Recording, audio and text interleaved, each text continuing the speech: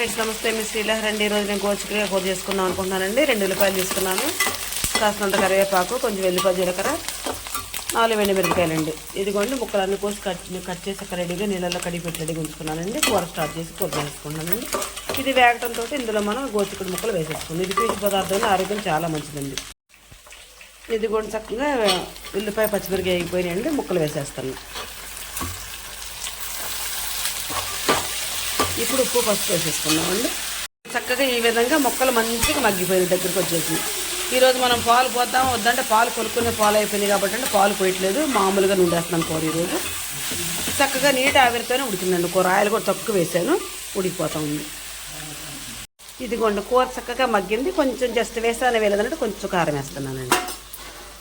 ఎల్లిపాయ జీలకర్ర, పచ్చిమిరకాయ, ఉల్లిపాయలు, గోరుచిక్కుళ్ళు చక్కగా మంచిగా నీటి ఆవిరిపోయి చక్కగా మగ్గ పెట్టుకున్నానండి కూర. మీకు నచ్చితే నేను చేసేది నాకు ఒక లైక్ ఉండండి. Please subscribe. 1/2 లీటర్ పాలు పోసినాక ఇందులో కనే పట్టలేదండి.